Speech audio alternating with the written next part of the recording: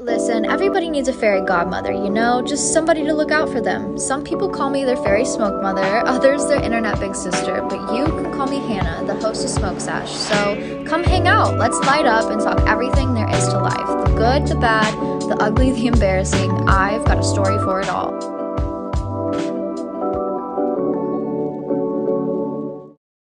Hello, hotties of the world, and welcome back to another beautiful, fun, sexy episode of Smoke Sesh. My name is Hannah, your host, and I'm so excited to be back with you all today.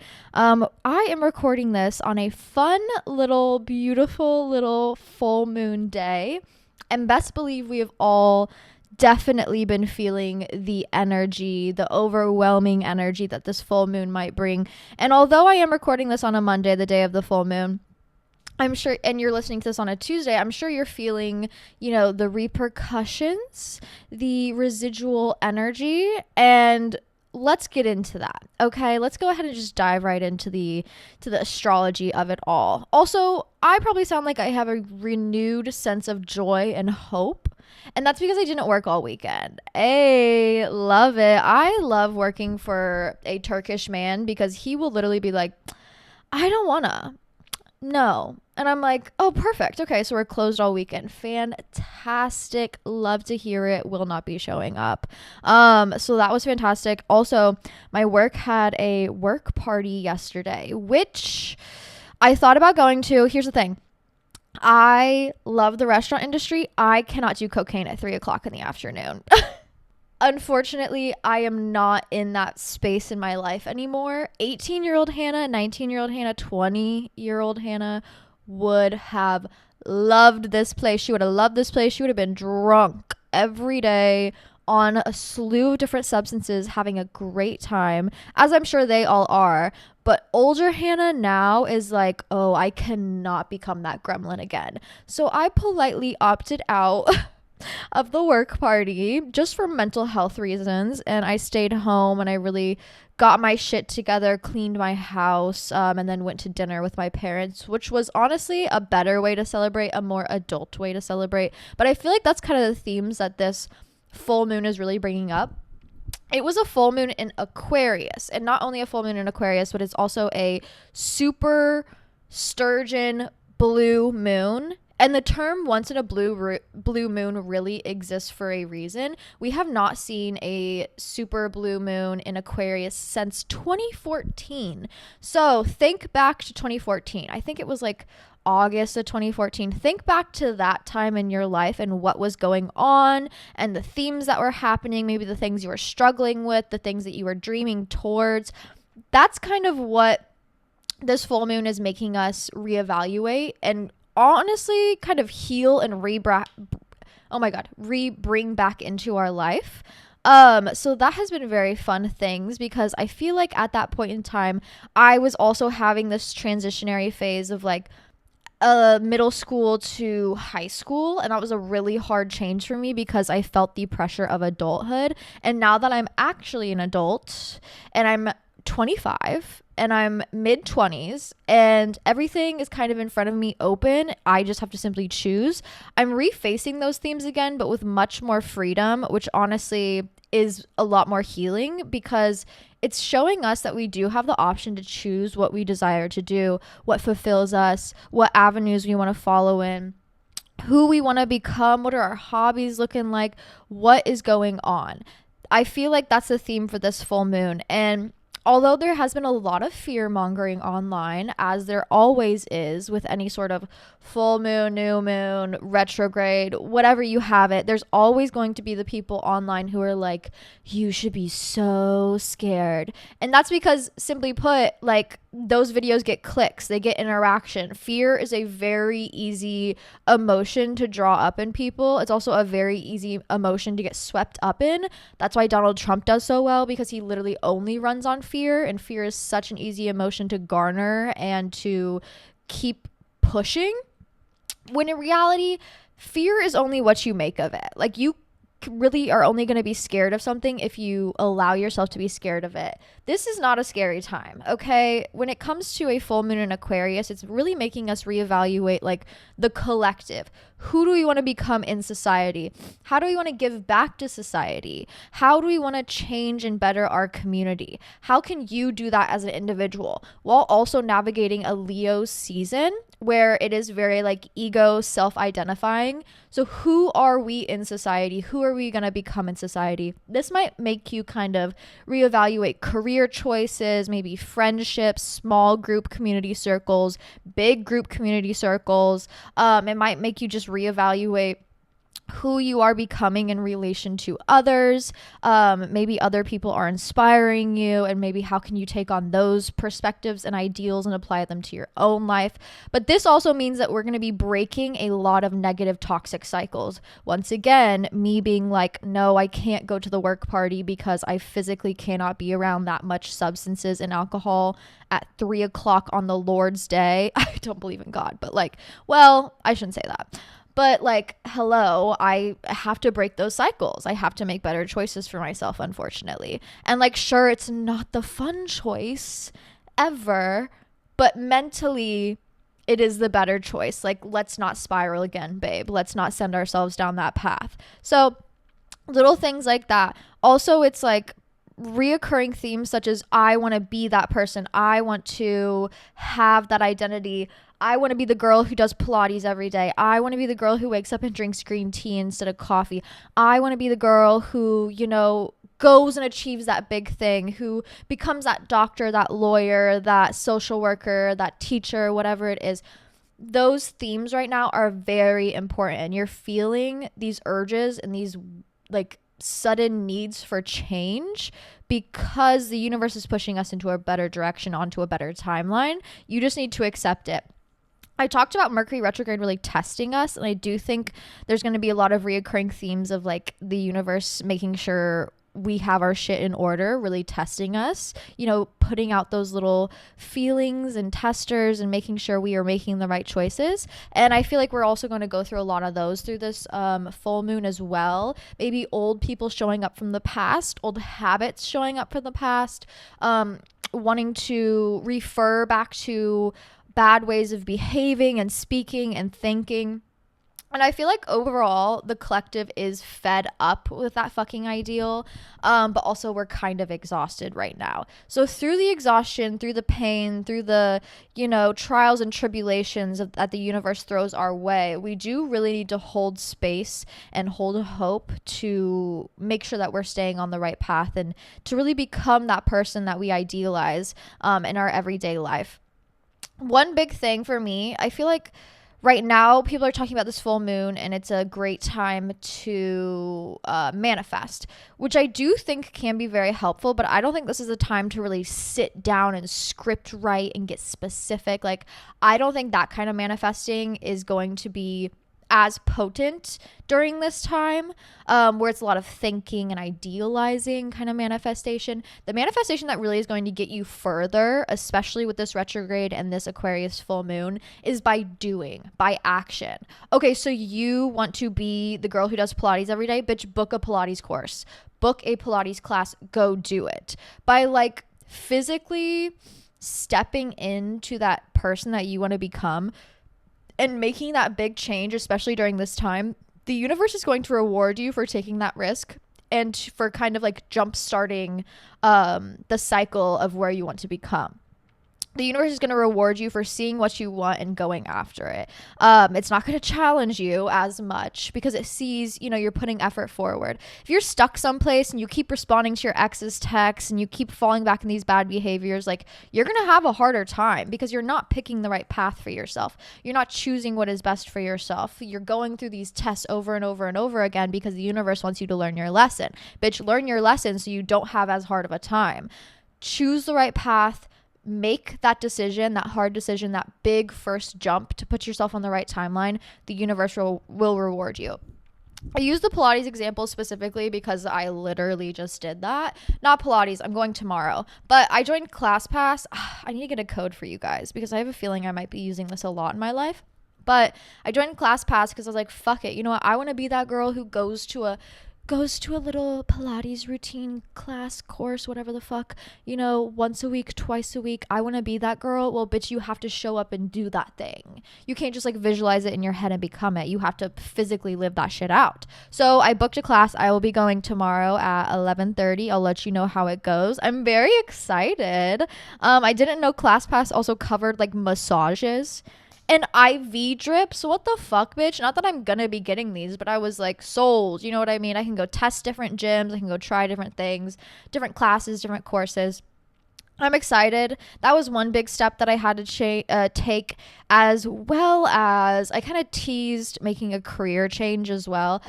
I've been having a lot of realizations and also looking back at 2014 me and what I was doing and what passions I had and what was driving me. And I feel like since 2014 to now, I really got lost. I was aimlessly wandering. I was searching. I was going after career paths that other people wanted for me, that the collective wanted for me, that society wanted for me. I was following the wrong fucking things when the right thing was right under my nose. Like, hello, bitch. You love art. You love creating.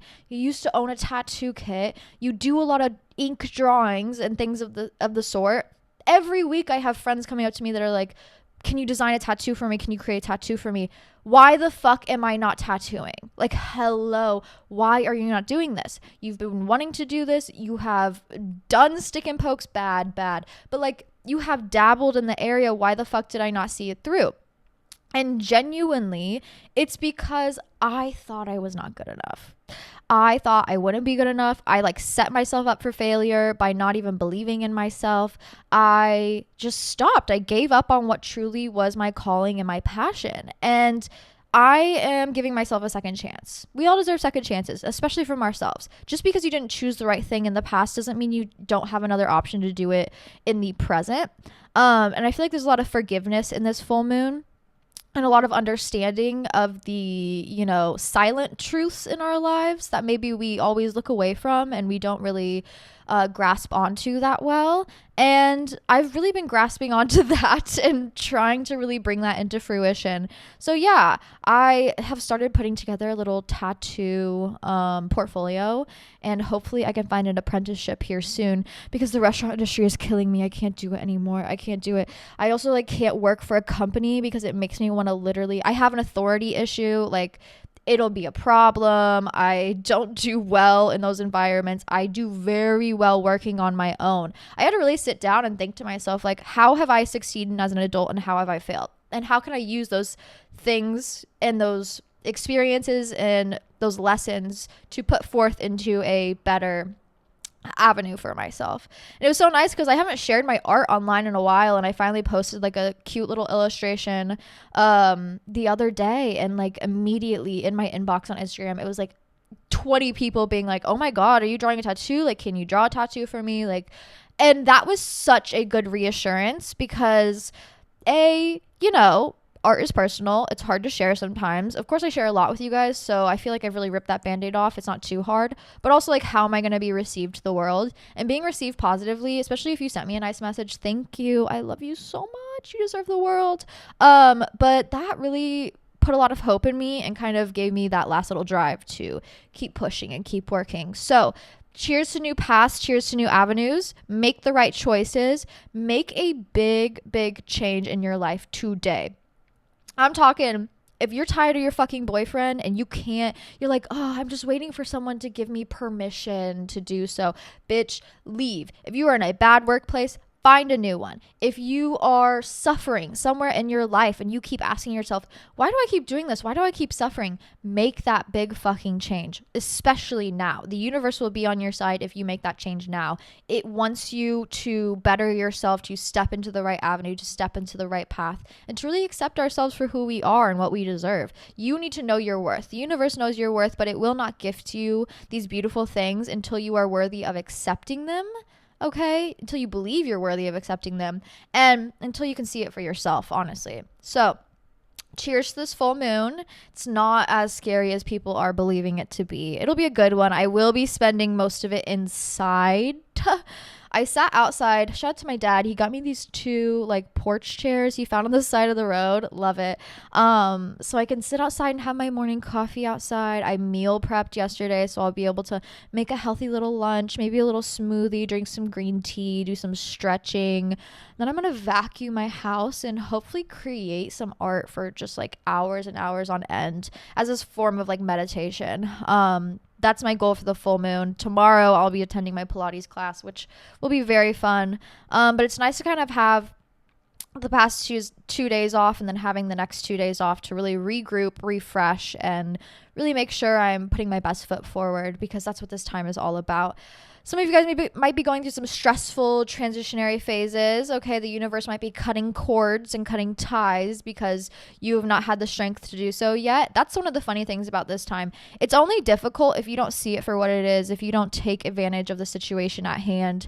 The universe will make changes accordingly for you. It doesn't like to, but it will. And it's way, way fucking harder to navigate when something is forcefully changed on you versus you making that first initiative and making that first step. So girl, you might as well rip the fucking band-aid off before it happens for you. Inevitably, it's going to happen. Do you want it on your terms or the universe's terms? Because the universe has some funny, silly ways of changing things up in a way that you absolutely could never possibly imagined.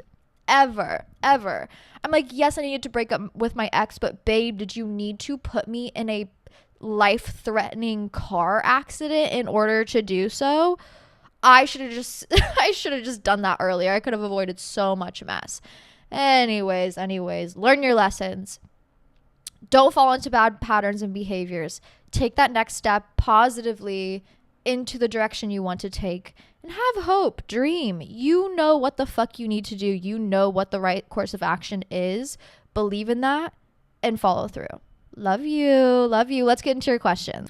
How to balance school, work, and relationships with little free time. Ooh. I think key important thing here is work and school are probably going to be the hardest things. Making sure you are studying in a course that you're interested in will make the school aspect easier. Even if you're taking like prereqs or the undergrad portion of college just to kind of get things out of the way, at least you know you're on the right path and you'll be able to hold hope in that sort of way where it makes it feel all a little worth it. Putting yourself out there and really just throwing yourself into the courses, whether you're interested or not, will make school go by faster, as well as work. If you are in a workplace that's a fast environment, even if it's just like easy, simple, maybe you're working the front desk as an RA so you can like get homework done and work, making sure you're just doing something that is ultimately benefiting you. Like, don't go to school and then work a job that you're not gonna like get any money for. Like, go get a serving job and hustle 2 days out of the week and make your money that way. But make sure it's like a fulfilling work job. It doesn't necessarily need to be like, oh, what I want to do for the rest of my life, but at least make sure you're fucking making money and you can like balance that with your school life. Make sure it's something semi-enjoyable for you. That's why I really enjoyed serving while being in school, because hours were flexible. I could make like triple the amount of money I would in one day with one shift, which meant I worked less. And also your time flies. You know what I mean? I also think being an RA is a great, or like a library assistant, researcher assistant, anything like that, where it's kind of in the field of what you want to be, while also maybe giving you a little bit more downtime and money. Love that, especially from your school. I think that's a great option as well for work, but making sure you're in a place that, sure, it's work, but also like it's not that bad. Making money, doing my thing, that will make that balance easier. Relationships as well. If you are in a good relationship, if you have healthy relationships, especially friendships, it's not going to feel like a chore, okay? In fact, when you finally do have downtime and you're done with school, you're done with work, it's like, okay, I could be alone, but also hanging out with my friends or my boyfriend gives me the same feeling that alone time would. I feel like as long as you have a healthy relationship with all three, it makes the overwhelming amount of time that you're spending in those three categories worth it and a lot easier. If you hate school because you're doing something you don't like, and you hate work because, you know, it sucks and your manager's mean and, you know, you're not getting paid for anything, and you hate your friends, it's going to be a hard fucking time. But making sure you have each one of those categories like not balanced against each other, but simply balanced within themselves, it will make balancing all of those fucking things a lot easier. But yeah, making sure your school is good, you're working hard, you're doing your thing, making sure your work is good, you're making your money, you're getting in, you're getting out. And then, like, if you need alone time, take your alone time. But I think the best kind of friendships, especially when you're trying to balance a lot of things in your life, are the ones who it feels rejuvenating being with them. And yes, being with your boyfriend should feel rejuvenating. It should not feel exhausting, tiring, like a fucking chore, especially in college. I've been through many of those college relationships where you're like, why the fuck are they mad at me all the time? Girl, it's because they hate you. Move on. What I wanted to talk about was basically how to, like, keep a sense of self for your whole life, because I feel like I just don't know who I am. Not in, like, a bad way, but, like, I just genuinely, some people, like, just have this personality that they never change for anyone. I can't help but just slightly change myself depending on who I'm around. And, like, some people say to me, oh, I see you this way, and you definitely, like, you know who you are and you're confident and all this, but, like, I don't see it for myself, and I really want to, like, work on my relationship with. You know that quote that's like, you see yourself in comparison while your soul rots inside you. Do you guys know that quote? I could be butchering it, but that's essentially what you're doing to yourself. You know who you are. You're just not being her. Do you know what I mean? You're living your life in regards of, like, what other people want from you and what does society want for you and how can I be on this trend and how can I join this thing? That's not true identifiers of who you are as a person. You know deep down who you are as a person.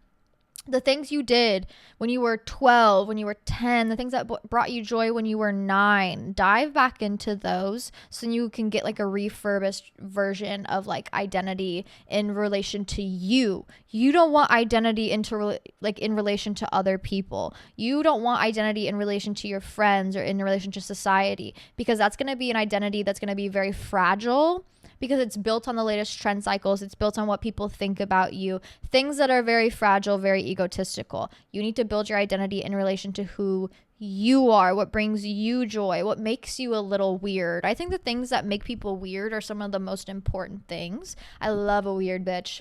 From infinity to infinity, I love a weird bitch. I love a bitch who's not afraid to be herself. I love a bitch who's just like, you know what, fuck what other people think about me. This is my weird niche interest. I'm really into taxidermy animals or something. Like, I love that. Do not build your identity in relation to others around you, because your soul is rotting inside you. Maybe that's the quote. But essentially, that's what you're going through. So take the time, practice, try new things. That's what life is all about. Just because you feel like you've lost yourself, I also feel like maybe it's because you've outgrown yourself a little bit. You've outgrown where you are. You're ready to blossom into the butterfly that you truly are. So spread your wings, babe. Go out, fly around, go try new things. Go express yourself. Don't hold yourself back. And also, don't create your identity around the people around you. Hi, Hannah. Do you have any tips or recommendations for clearing smoker lungs? Illy. There's also a question right next to it that's asking me, do I put lavender in my bowls? I feel like this kind of goes in hand. No, I do not put lavender or anything else in my bowls. Here's the thing. When you're smoking weed, you are burning a flower, you are ingesting it. That's not great for your lungs, okay? Especially if it's smoke. Obviously, breathing smoke into your lungs is not going to be the best. Now, if you're adding extra things in there, you're burning extra carcinogens, you're breathing in more of that. Not necessarily the healthier, better option. Also, not the best way to ingest herbs. I recently have been very into teas, especially when it comes to lung health. I love a little sesh followed by a hot green tea. Ooh, are you kidding me? Throw some lavender in there if you want the lavender benefits. Throw some mullein leaf in there if you want to clear your lungs out. But making a really good either chilled iced blackberry green tea or a warm herbal tea afterwards is the best way to ingest herbs. You're going to actually get the qualities that you want from the herbs. When you're burning them and smoking them, you're not going to get as much of the benefits as if you just steeped it in hot water and drank it. And And then you're not adding extra carcinogens to the bowl you're already smoking. You're not harming your lungs anymore. And you're kind of getting the benefits from it. So no, I don't put lavender in my bowls. I don't think it's the healthiest or best way to consume herbs. But I do love a tea. And I really have been in my grandma era where I've just been concocting random teas in my kitchen. And especially my boyfriend who has asthma, after he smokes, I love to make him like a glass or make myself a glass of mullein leaf. Mullein leaf is so great, has so many great properties for clearing lung health and, you know, just making sure your lung health is in order. A little bit of lemon, a little bit of honey, 1 tea bag, 1 cup of boiling water. Sipping on that little peppermint tea at the end of the night, chamomile. Oh my God, it is the best. Also, holy shit, I'm actually 80. That's insane. Hi, Hannah. I have been listening to you for so long. Basically, since I moved out on my own, I literally just I'm from the East Coast. I packed up my little car and I drove 5 days to Oregon with no money, no savings, literally nothing, just a first month's rent and deposit and a dream. And vibes. And I just wanted to let you know that I've been doing it. I am in school now. I'm graduating in the spring, and I feel like I'm also like working 2 jobs. I'm a server and I'm a preschool teacher, and I feel like I wouldn't be able to do it without you and without your guidance and your podcast, because it's like my commute. It's what I listen to on my commute to work or while I'm getting ready. So I just wanted to say thank you, and I love you. Oh, that means the fucking world to me, because all I want for the people who listen to this podcast are to realize that like the world is yours. You can go out there and achieve whatever the fuck you want.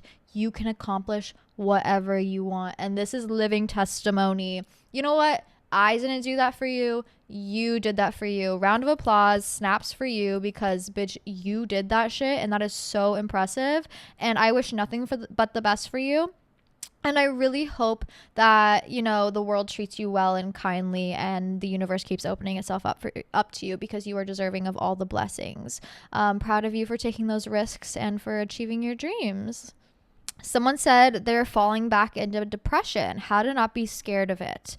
I feel like when you kind of fear monger it instead of allowing it to be like an emotion that you simply feel and then accept and move on from, it kind of gives it this overwhelming weight that becomes all consuming, where it's like, I'm getting bad again, I was doing so good, I'm getting bad again. The process of healing and growing is going to be an up and down and up and down and up and down battle. So if you allow yourself to be kind and patient during those lows, it will help them go by faster. My friend actually has been going through a really hard time, just overall life, stressful, Mercury retrograde, full moon things. Like, I get it, girl. We're all kind of in a place where it's like redirection. And if you're not doing that internal work, that redirection can be very scary. But she's like, you know what? Yesterday was hard. Today is okay. Tomorrow will be better. And I feel like if you view depression in that sort of sense, where it's like, yeah, it's going to be a struggle. I'm not there the best mentally, but that's okay. Tomorrow will be better. You're setting yourself up for success while also making space for you to understand and process those emotions and really figure out where they're stemming from. Because ultimately, like, even if it's a hormonal change and there's nothing really to base your depression on, it's just feelings. If you feel those things and allow yourself to feel those things and process those things, it will make that depression move by so quickly. When I was in denial about depression or feeding into it or fear mongering it, that's when it lasted for the years that it did. It became a personality. It became who I was. Emotions don't have to be who you are, but you do need to give them space to be felt, to be seen, to be processed, and to move on from. Tomorrow was hard. Today, it's getting easier. Tomorrow will be better. Your take on the underconsumption trend. Honestly, new favorite trend. Love it. I feel like this is the age of Aquarius really taking over. We've been in our consumption, Temu, whatever the fuck, Shein phase, where it's like, how much shit can I buy for the least amount of money? TikTok shop phase. Not me personally. I don't shop on those websites just because mentally I can't do it. It's too overstimulating. Now I feel like people are really thinking about, okay, where is this clothing coming from? Is it something I really need? Is it worth spending money on? Mostly because the economic state right now is not great. So like I want to be spending money on things that are actually worthwhile. And I think it's a great shift in perspective.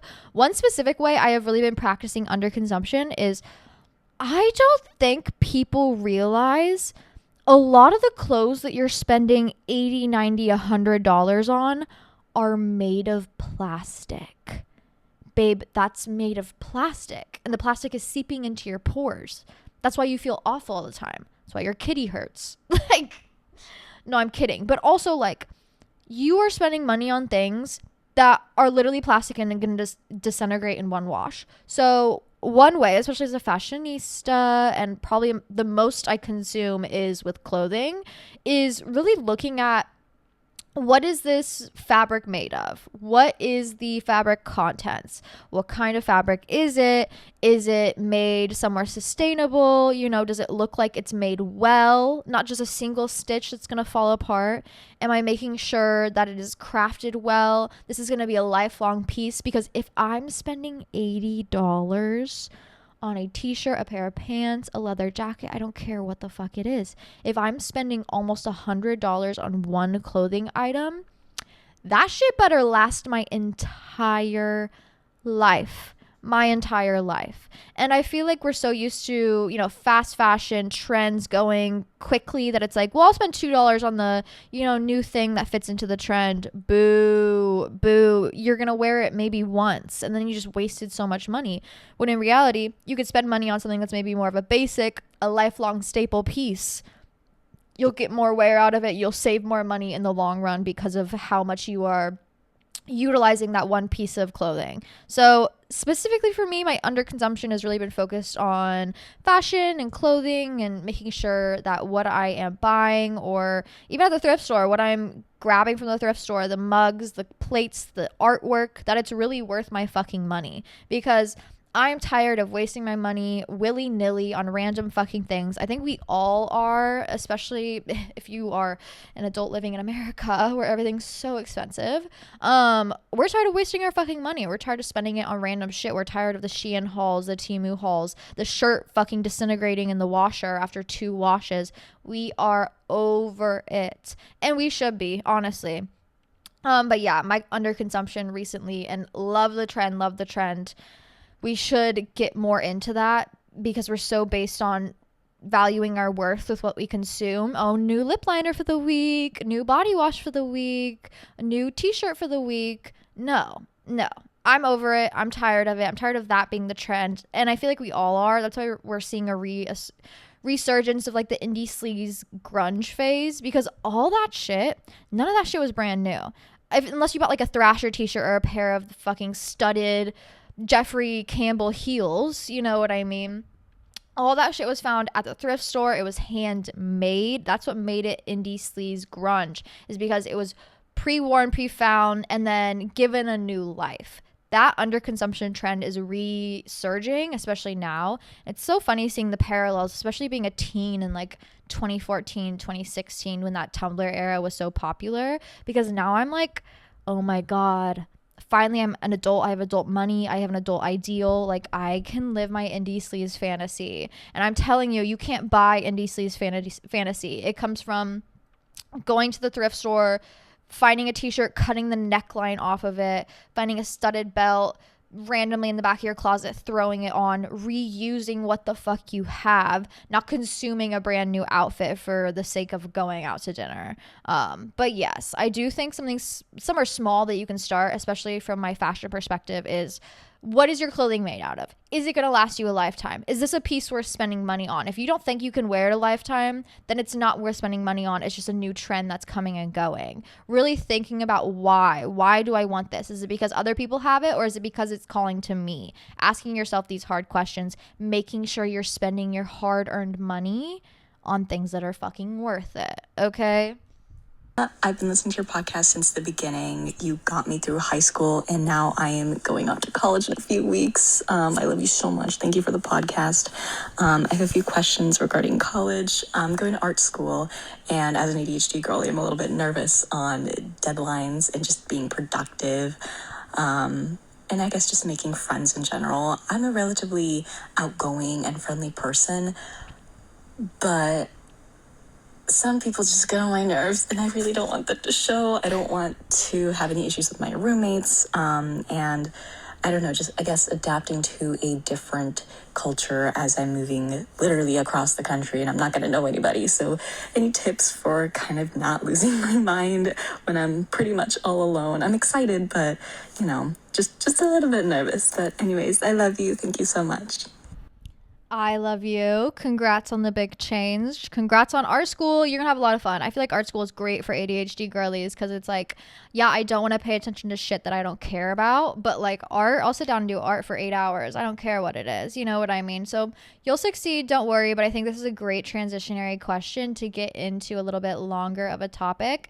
It's back to school season. Also, I'm so sorry to bring this up. This might be triggering to some people, but school is starting again. Growing up and having not been in school for 5 years now, 4 years now, whatever it's been since the pandemic started, I miss the excitement of like school starting. The closest you get to that in the adult world is like starting a new job, which is pretty rare that you are going to do because I mean, you want on your resume to show that you can stay at a job for a long time, unfortunately. But I miss that excitement, that like refreshed renewal on life. Like, ooh, who's going to be in my class? Like, who's going to be my teacher? Am I going to have like a fun little fourth period science class boyfriend? Like, ooh, what's going to happen? I can't wait. I'm finally escaping my parents for the summer because my parents were teachers, which meant they were home all summer. We need time away from each other. I don't mind going back to school because holy shit. But like, ooh, I miss that excitement. And someone asked, fave advice for college freshmen, move-in day is next week and I'm nervous. Love you. Okay, so there's a couple topics I want to go over when it comes to school, college, and how to navigate it because I not only have succeeded in college, but most importantly, I have failed. So I know how to do it right. I went from a 2.5 GPA to a 4.0 GPA in the span of one semester in nursing school. Okay. So I know how to fix shit. I know what to do right. Also, I had a 4.0 in art school, which is extremely hard. So trust me, this is coming from a good place. I'm sorry I didn't graduate, but also like the pandemic happened. I couldn't control what the fuck was going on. I was not going to pay out of my pocket private school tuition for online art courses. That just was not going to happen. Luckily, I found myself into a new avenue and I am still practicing art, so love that. But also, let's talk about my successes and my fails. Okay, so moving in, the dorm. I don't know where you're living. I don't know what your dorm situation was like. My dorm situation was it was like a suite. So it was like 2 people in one room, a connecting bathroom, and then 2 people in the next room. So it was a suite in that sort of sense where it's 4 people sharing 2 sinks, 1 shower. I did not have the communal showers like I think most people do. Most of my friends in college had communal showers where it's like 1 floor, all girls or whatever. We did not have co-ed dorm floors. That just seemed like a mess, although the floor right above and below us was boys. But I did not have to share showers, thank God. If you do have to share showers, invest in water shoes, okay? Shower flip-flops, Crocs. I don't give a fuck what it is. Do not put your feet on those nasty-ass tiles. You do not know what people are doing in those bathrooms. Please stay, like, sanitarily safe. Make sure you have a good, like, shower caddy. Even in my own, like, suite, I had to make sure I had my own shower caddy because we just didn't want to leave our shit in the shower. It was too much going on. So a good shower caddy, a loofah, whatever you use, shampoo, conditioner, very simple things. You can take that there and back with you. Making sure you have, I love the snap towels that kind of like wrap around so you can leave the shower with like your snap towel dress thing on without having to change like in there, because when I'm wet and have to put clothes on, sensory overload, can't do it. Here's the thing. You're moving in, everybody's new. I talked about this on the Patreon podcast a little bit, where someone had just started college and they were feeling like, I can't do it. I have no sense of, I have like a sense of hopelessness. I'm terrified. Although I'm like going to school and having fun, I'm coming home at the end of the day and I have this like pit in my stomach and all I want to do is go home. This is going to be a hard transitionary phase. The hardest transitionary phase I've had to face yet in my life. I thought it was middle school to high school. In reality, it was high school to college. They say, oh, we're setting you up for success. College is going to be so easy. We're setting you up. They physically cannot set you up for it until you go there and live that experience. But everybody, especially freshman year, is feeling that pit in their stomach. They're going out, they're having fun, they're coming home, they're laying in that fucking bunk bed alone at night and they're feeling that pit in their stomach, that like a little bit of fear, a little bit of worry. Oh, I'm a little homesick, I miss my mom. That is a very normal feeling to feel, especially during this time of transition. So don't let it overwhelm and completely ruin your experience. Don't feed into the negativity. You have a choice whether you make this a positive experience or a negative experience. And the only way you can make it a negative experience is by leaning into the fear, leaning into, the sadness, the depression, the whatever you can feed into that's going to cause a negative reaction. Everybody's scared right now. Everybody's a little nervous. They don't know what to do. Everything's brand new. But you need to lean into the hope of it all. What you make of this is what you create of it, okay? So take advantage of the opportunities. Put yourself out there, chit chat with people. Don't go home early in the night. Like, hang out on the dorm floor in the communal areas and talk to people. You know what I mean? Go hang out in the library. Make sure you're not just in your dorm room. That's the one way I really killed my grades. Especially that first semester, was by never leaving my dorm room. Yes, you need to make sure it's comfortable, okay? Make sure you have a good pair of sheets. Make sure you have laundry detergent. Make sure you're doing your fucking laundry. All right, babe? Make sure you have enough like comfy clothing to wear to class. I felt like I was on my fashionista bullshit my first semester of college. No. After my 8 a.m.s, like, babe, I just want to be comfortable. Make sure you have comfy clothes. Enough socks and underwear to last you a lifetime. When it came to dorm room stuff, all I really cared about was if I had food to eat. Like, honestly, as long as my bed was comfy, my pillow was comfy, I had a good blankets, and I had some food to munch on at 1 o'clock or 1 a.m. after studying or after partying, I was good. The food essentials you need in your dorm room are the Velveeta mac and cheese microwavable bowls, okay? Those saved my life. Also, ramen noodles. I lived exclusively off of those two things for probably 3 years. Now that air fryers exist, I feel like that really would have changed my whole experience, because, like, bitch, you can pop some dino nuggies in there and that, oh my god, now you have a hot meal. Are you kidding me? Maybe invest in an air fryer. I don't know if that's the best idea, but as long as you have a refrigerator and you can put your things away. I like the dry goods where I can just pop it in the microwave. Make sure you have some very easy food to prepare. Baby, you ain't preparing a salmon dinner as a freshman in college. There is no need. Eat from the dining hall. Steal from the dining hall. Bitch, I would take empty jugs, like milk jugs, take it down there, fill it up with milk.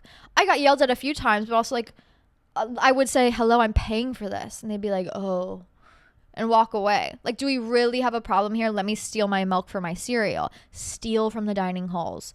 If you don't have food, go make 10 sandwiches at the dining halls and take your tote bag in and stuff your tote bag with as many sandwiches as you can possibly fit. I used to take containers with me, like deli containers, and I would steal chicken, rice, fresh veggies, take it back to my dorm room, and then munch on it for weeks. At the end of the day, you are paying for the resources in your college. Make sure you're utilizing them. Make sure you are utilizing them to the full extent that you possibly can, especially in that dining hall. Having a roommate might be a little weird, but as long as you're kind to each other and understanding with each other and you kind of like buddy up, like buddy a little bit, that first couple of months you're there, it's going to be a lot easier. Okay, your roommate is basically a built-in best friend for the first couple months. until you guys find your own groups. So like lean into the experience of it all, lean into the new connections. Who cares if you're not sure if it's going to last a lifetime? Just try and connect with new people and expand your horizons that way. Making sure that you have friends in college is going to make the experience a lot easier because you're not going to feel as alone. And unfortunately, making friends only comes from putting yourself out there and talking. Go to the clubs, go try new things. There was like a bee club at my first college that I really wish I would have joined. Little things like that. Anything you find interesting, put yourself out there, go and try. College is about experiencing and learning. But yeah, the whole dorm situation, as long as you're comfortable, kind, you're not being weird, you're not playing your music too fucking loud, you're, maybe baking cookies for everybody once a month and like meeting people that way. Small little interactive things like that, making sure you're comfortable, making sure your bed is clean and comfy, making sure you're taking care of yourself physically, okay, showering, doing your laundry, making sure you have a little bit of food hidden somewhere in your room, granola bars, protein bars, things like that. You'll be good in the dorms, okay? Like I said, social. Put yourself out there. Talk to people. Get to know your roommates. Get to know your neighbors. Get to know the people in your class. You can step into your first year of college pretending you're like a whole new person. So you can like pretend you're confident. I don't give a fuck if you're not confident. Pretend you are. I don't give a fuck if you weren't the most popular girl in high school. Bitches, this is college now. Everybody's at an equal playing field. Pretend you are. Putting yourself out there and being a kind individual and really just being somebody that's a smile in the crowd is so comforting, and you will be received so well. Join those clubs, talk to the people, don't be too afraid. Once again, everybody is as nervous as you are. Everybody has that pit in their stomach. Do not let it overcome the fun and the gifts that are ahead of you. Let's talk about lectures. I fucked up my first year of school because I went to lectures and I did not pay attention. I did not take notes. I thought like I could do it like high school where I sat there and I stared at my teacher and then I processed all the information. That's not going to work. The lectures that you're receiving in college are about a week's worth of information from high school. So you need to actively be taking notes. Do not get on that fucking iPad. Do not get on your fucking computer. Do not type it. Do not draw it. You're going to take a pen and a piece of paper and you are going to write down every single fucking thing. Especially as an ADHD girly, the only way I was able to actively listen in a 4.5-hour lecture was by writing everything the fuck down. You can color code it and organize your notes later. And in fact, I highly encourage taking messy notes during the lecture and then organizing it and going back over the PowerPoints after your lecture so you can kind of reprocess it and re-understand the information a little bit better. But writing down your lectures and actively listening in those lectures will go so far. Sitting in the front row of your lecture makes a huge difference.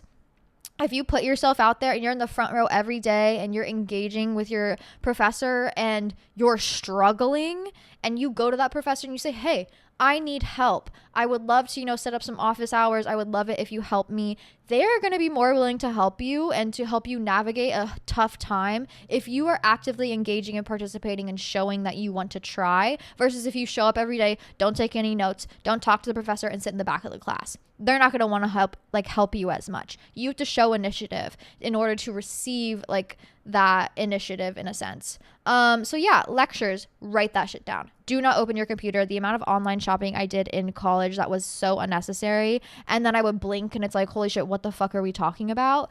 Do not open your computer and lecture. The PowerPoints are going to be up there. Okay. Now, if you need it for some reason, there's an activity you're doing, sure, whatever. But lecture wise, write that shit down. Sit in the front of the class, talk to your professors, get to know them, raise your hand, ask questions. You're in college. You're here to learn, to grow, to really strengthen your brain muscle. So make sure you're engaging in that way. You're going to spend about 10% of your time in lectures and 90% of your time studying. That's just how it is. Lectures are all about just getting the information to you. Studying is about processing the information. You're not going to be able to process the information in lectures very well just because there's going to be so much. I talked about the notes. You're going to need to write down all of your notes. You're going to need to organize and rewrite down all of your notes. A lot of my studying for nursing school, where I was having to memorize like 100 different functions of the body every week, and then having a full-blown, like, not even quiz, test on all of that shit, I would have to write down all of my notes again, write them down again, write them down again. The best way for your brain to really memorize is through writing. I also did this with flashcards. I would make all my flashcards, I would go through them, and then I would mark the ones that I didn't know, and then I would rewrite them all down, go through them again, mark down the ones I didn't know, write them all down again, go over them. A lot of my studying was simply writing and quizzing myself. Quizlet will save you. I know you guys know what Quizlet is. Writing will save you. Flashcards, especially if you have to memorize a lot of stuff, will save you. Physical flashcards that you can take around, that you can bring around with you, that you can randomly test yourself over. I loved Quizlet because there were different ways of testing yourself and different ways of like making sure you understand the knowledge without the overall flashcard flipping thing, which was very, very nice. But I do think a lot of my learning came from rewriting down notes, rewriting down lecture notes, and rewriting down PowerPoint notes.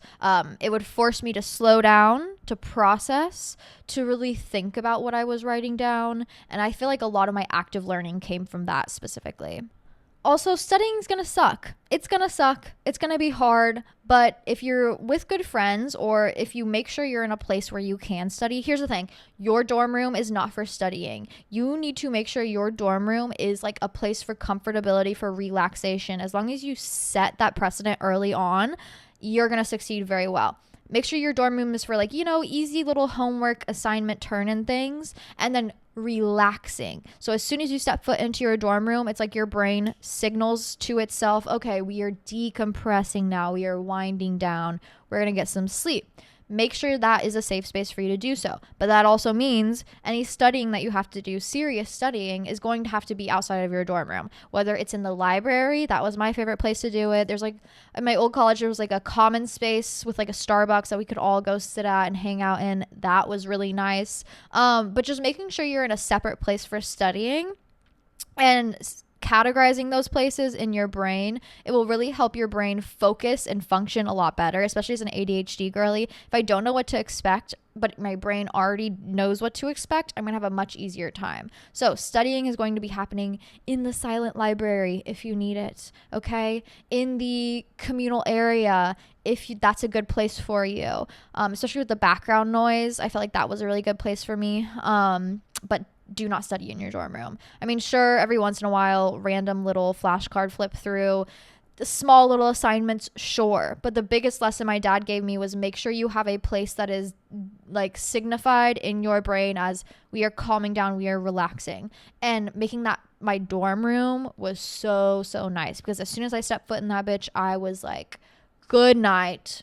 I'm chilling out. I'm putting on a Netflix show. I'm showering. I'll think about the other stuff when I step foot out of this dorm room. And making sure that was a safe space for me really, really helped my mental health, and actually made my studying a lot better when I finally did put myself in that library. Now let's talk about the fun stuff, okay? Partying in college. Now this is also the lack of like paying attention in lectures, and then the overconsumption of partying is why my GPA was so low. Now I was able to get it back up with studying my ass off and actually starting to pay attention in lectures and only partying when necessary. But babe, you don't need to be out drinking Monday through Sunday. That's not necessary. It's really not. I love you, but like you can do it 2 days out of the week. Also, it's okay to be like, I can't do that today because I need to study and I need to focus on this thing I have coming up. That's okay. It's okay to say no. It's okay to say I can't do this. But also, you're young and you're in college and you're going to want to party, and I highly recommend doing so. I had so much fun at my college parties. Like, that was the whole point of going to college. I get it. To get out, to have a good time. The amount of times I spent like at the frat houses, my friend falling down the fucking back stairs, doing keg stands, like dancing, having a good time. I highly recommend you do so, but also understand that there is a time for partying and there's a time for paying the fuck attention and making sure you're getting your shit done. Guess what? You're not allowed to party if you don't get your shit done. So you better get into that library and study until 8 p.m., Go home, make yourself a thing of ramen, change, take a shot, go out. Do you know what I mean? It's all about balance when it comes to partying. And if you allow yourself to party without actually achieving the things you want to do, you're going to fall into a spiral. You're going to fall into a spiral like I did. Okay? Like I did. Now, when it comes to partying and love, please do not focus on love your first year of college. Okay? That's what sophomore year is for. Trying to find love freshman year of college is going to be difficult because everybody's focused on finding themselves. And if you're not focused on finding yourself, you're going to lose yourself. That's all freshman year is about. Finding yourself in that space of college, in that space of, newness and understanding who you are in relation to it. That needs to be your goal focus.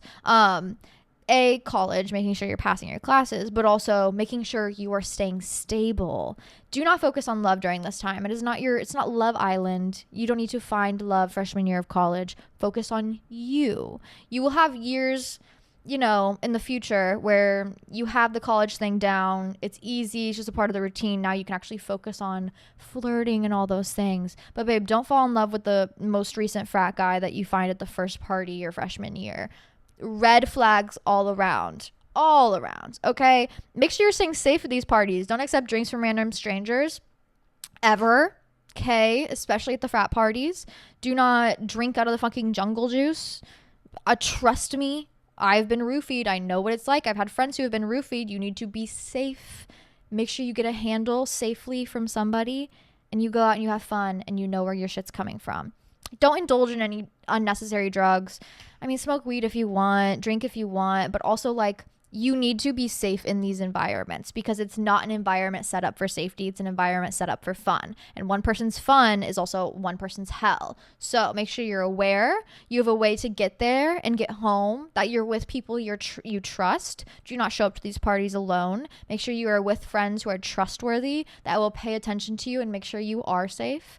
Okay, you gotta party safely. You gotta party, and if you party safely, you ultimately will have the most fun. But it's a balance. Make sure you get that shit done. Make sure you turn in your assignments. Make sure you're studying, so then you can have fun on the weekends. But there's no reason you need to go get blacked out at 3 p.m. on a Monday. Give it a year. You'll get there. But make sure you have the schoolwork balanced before you dive straight into the partying. The amount of people I know who have dropped out of college for partying and now they just are walking in circles in their life. Yeah. Don't let momentary desire ruin your future. Trust. And last but not least, just surviving college. I feel like a lot of it is a survival game. Like I said in the beginning, a lot of people are walking around, especially freshman year, with these pits in their stomach. Am I doing the right thing? I'm worried. This is hard. I'm struggling. I miss my mom. I want to go home. Every single person is dealing with that. You are not alone. So finding like-minded people that you can talk about these things with, reaching out to mental health professionals on campus and making sure you have a support system, contacting your academic advisor and talking to your professors if you're struggling. That is the best way to survive during this time. Making sure you are indulging in the resources around you and you are not self-isolating. College is not a time to self-isolate. It's to meet people, like-minded, unlike-minded individuals, to conversate, to get to know each other, to get to learn about yourself in relation to others. The best way to survive during this time is to make sure you're putting yourself out there and you're opening yourself up to every possibility. I had a very severe mental health struggle my freshman year of college. A lot of that was induced by substance abuse and by self-isolation. And I was dating a lame man. And also I was in a profession that maybe I wasn't too interested in, especially nursing school. Sure, it was a struggle, whatever, everything is. But obviously it was something that I did not want to do.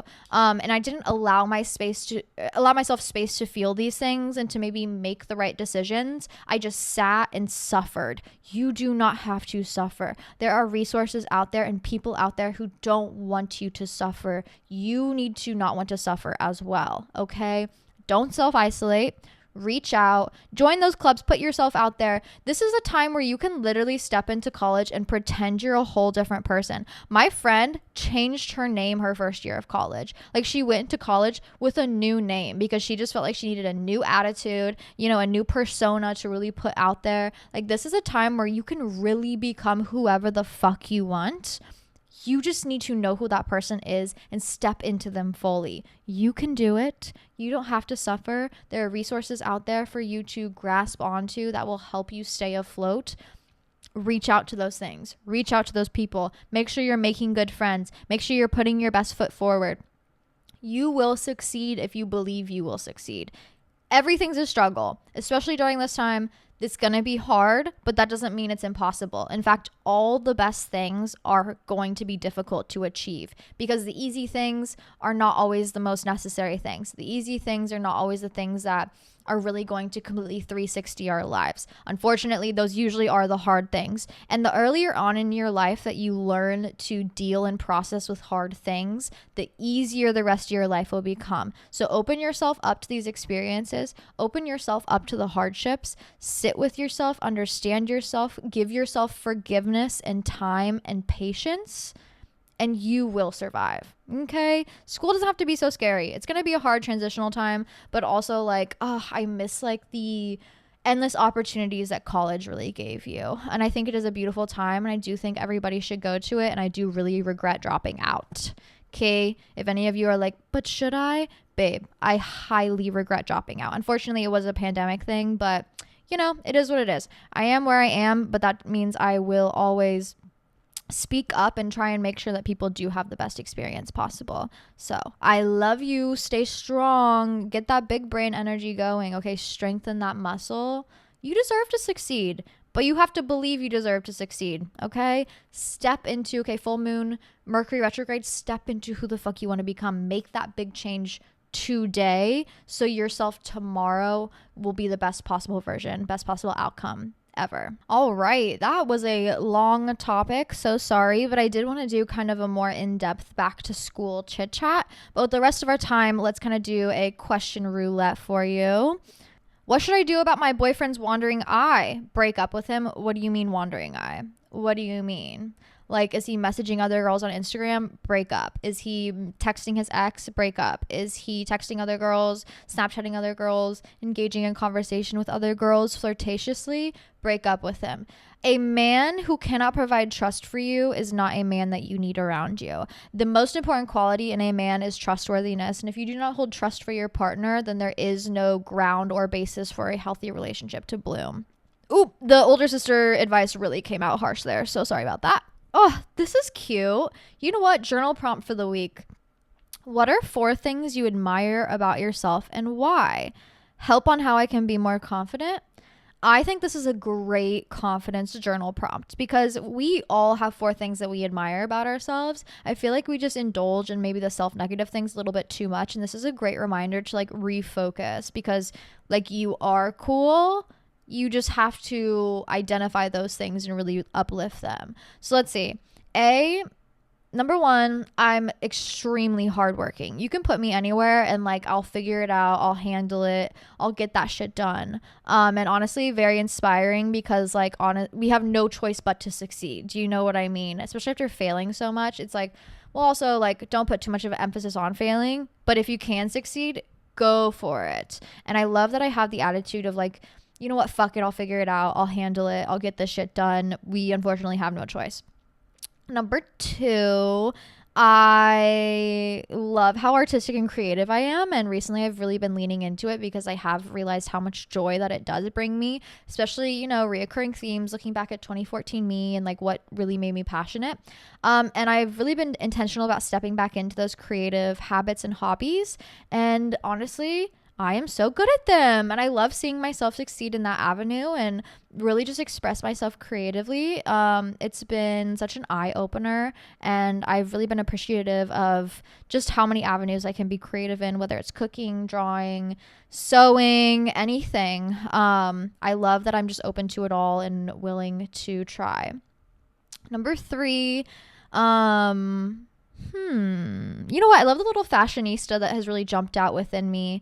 I always wanted to be a fashionista, a little girly, but I mean, when I was younger, like I could buy some clothes for myself, whatever I worked for, and my mom would buy me like back to school things. That's about it. But I felt like there was really no room for me to express myself fashion wise. It was always like go change, you know, like cute, but go change. And I really lost about 10 years of time where I couldn't really express myself, or I didn't understand how to express myself like in fashion. And recently I feel like I've really found that, especially outside of the eye of like the newest trend cycles and what does society want from me, and really thinking about like how I want to express myself and how I want to dress.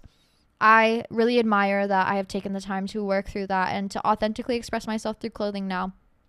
And number 4, I love how loving I am. I love that I always give people a second chance. I love that I always hold hope for things. I love that I don't let, the haters get me down or whatever. Like, I always understand and see things from new perspectives, and I'm able to process them in a way where it's like, you know what? It's all love. Like, fuck it. Even if you hate me, it's because you love me. You know what I mean? Like, I love that I will never let the negatives in life overwhelm me or turn me negative. Like, I won't let other people drag me to the depths of hell with them. I always see love and light for what it is, and I really value that highly in my life. But yeah, this is a great journal prompt. If you are having a hard time with self-confidence or you need to build yourself up, write down right now 4 things you admire about yourself. You asked for questions for your podcast, and lately I've just been feeling like I'm missing out on the full college experience because I don't have a friend group, like a big group of people.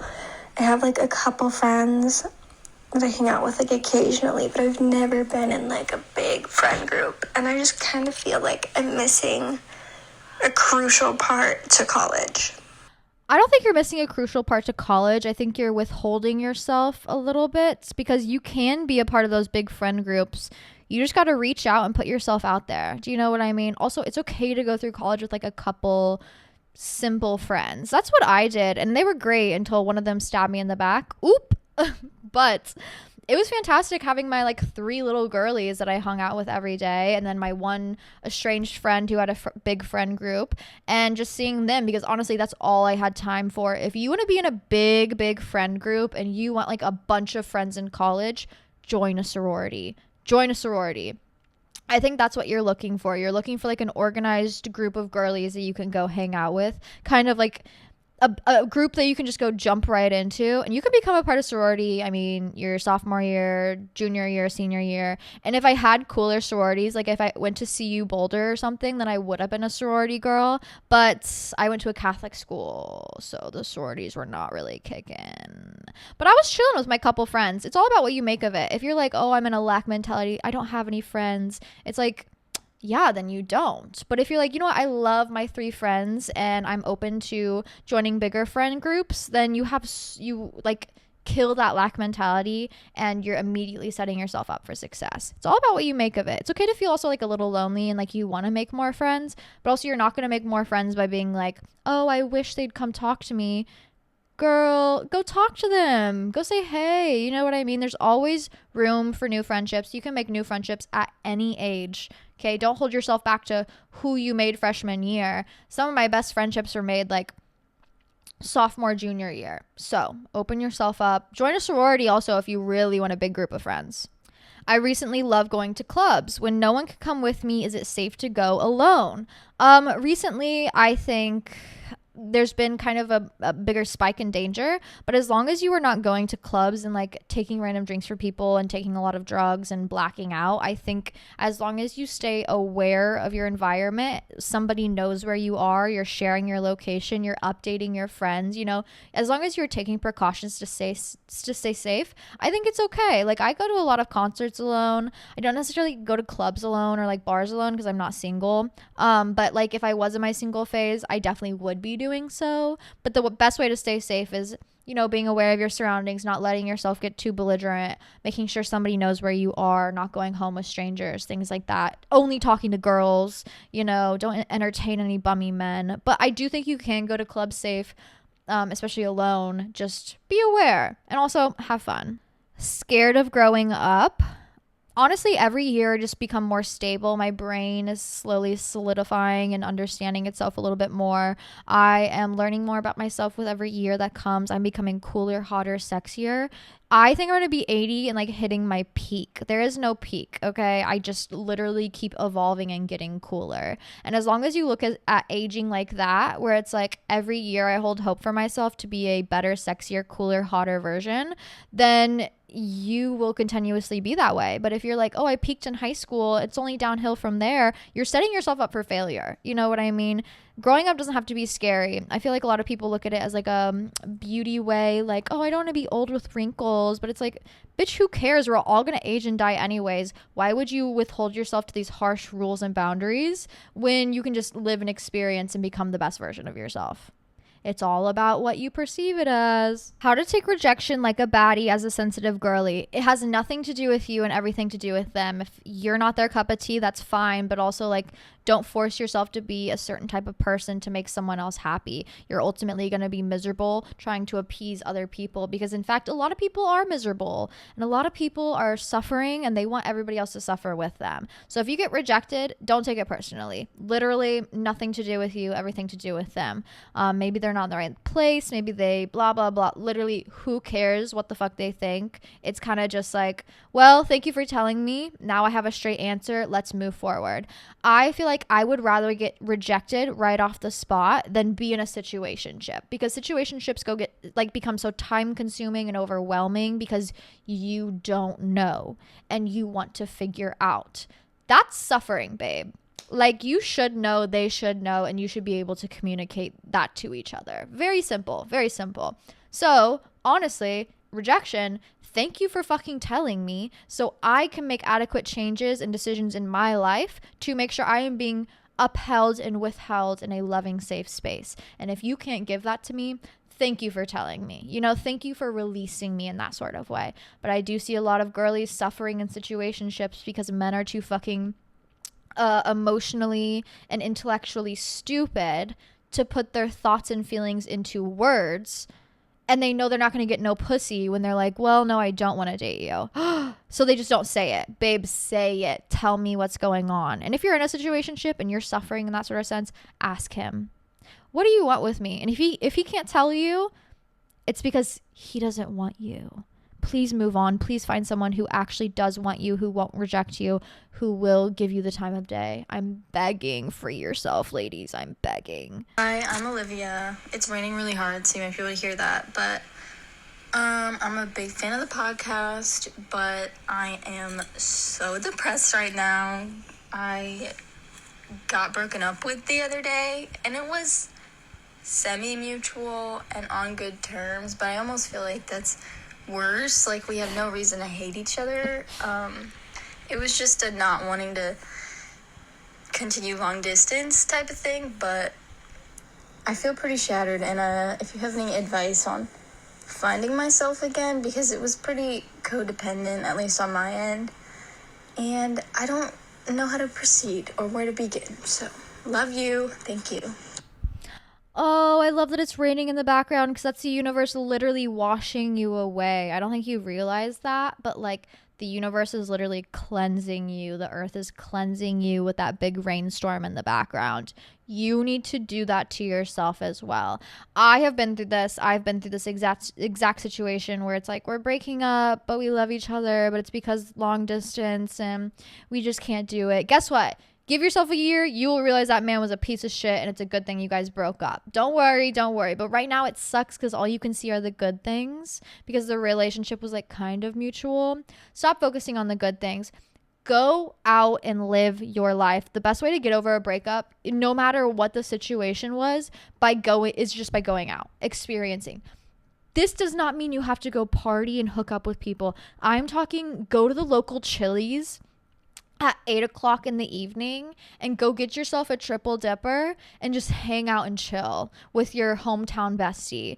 Go, go on a walk down your dirt road while it's raining. Like little things like that, like indulging in like the post-breakup narcissistic activities are honestly very, very healthy. Doing those little like nostalgic activities, indulging in different ways that you never would have thought of, being a little crazy after the breakup, eating a pint of ice cream while watching your favorite rom-com. I think those are the most cathartic ways to really release and process a breakup. But the more you dwell on the positive things and but I miss, the more you're going to withhold yourself. So focus on the future, focus on moving forward, focus on I think if you want to focus on the good things, ask yourself, like, what do you want to see in your next partner? Set boundaries for those things, and what kind of like behaviors are important to you? What are, necessary for your next partner in the future if you do want to think about good things? Take the good things from your relationship and remember them and uphold those things so you can hopefully find them in the next.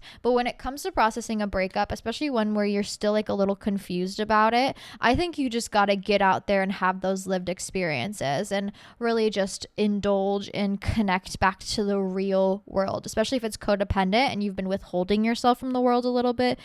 Get out there. Go sit in a local park and just stare at people. Go apple picking alone. Go to the local library and go check out a book and talk to your local librarians. It doesn't need to be any big, important, crazy things. A lot of the things that are important after a breakup are simply just experiencing and being out there. So get out there. Go. The world is opening itself up to you with open arms. You need to receive it. Anyways, with that being said, we are rounding out the end of our podcast here. Thank you for joining. Thank you for being you. Thank you for staying hot, sexy, and hopefully sane during this full moon retrograde transition. I'm going to go make myself a fat smoothie. I'm going to go do a little yoga. Thank you to all the call-ins. Also, I will be doing this again. I kind of just got out of the swing of things and totally forgot to upload those every week. But I will be including call-ins now, especially after putting a poll out, and most of you guys enjoy them. Love it. Love hearing your beautiful voices and your questions straight from the source. So if you have a call-in that you want to submit to me, just DM me a voice message on Instagram at Hannah Marlene and I will answer it there. Actually, this is uploaded. There's also a chili peanut noodle upload video. Very easy if you need a good like dorm recipe. It's literally like 3-4 ingredients. Noodles, fantastic. Great source of carbs. Good for your brain. So yummy. A great little fall recipe as well. And if you want to see more from me and you want your question answered every single week, join the Patreon. I do an extra Patreon episode every week where I do answer every single one of your Patreon questions. I just uploaded a full moon review survival guide plus journal prompts. I do journal prompts every week. I'll also be uploading some affirmations for the week to keep us sane, hopefully, and much, much, much more fun content on Patreon, patreon.com/smokesashawty. You already know. Shout out to the girlies on there. Shout out for you being here. Thank you for listening. Thank you for showing up and supporting me every week, and also showing up and supporting yourself, because ultimately I think the one major goal that we all have here as, podcast joiners is, how can I better myself? How can I change and grow into the individual that I truly want to become? And unfortunately, I can only tell you so much before you have to start taking action. You are in direct control and, in charge of your life. We are the narrator of our own life, and we can create this life into anything we want to become. I'll talk a little bit about being the narrator of our own life next week. It's a big write-up I've been working on. But how we speak about ourselves and how we speak about the world around us and taking very delicate steps in the right direction is so important. And only we can make a change in our lives to become who we truly want to be. So with that being said, I'll be attending 11:30 a.m. Pilates tomorrow. Very excited. I'll report back to the girlies, see how I liked it. I'm sure I'll love it, of course. But that's the one big step that I'm making in my life. What's one big step that you are doing to move your life in a positive direction of where you actually want to see yourself? Question for the week. Love you. Stay hot. Stay sane. You deserve everything.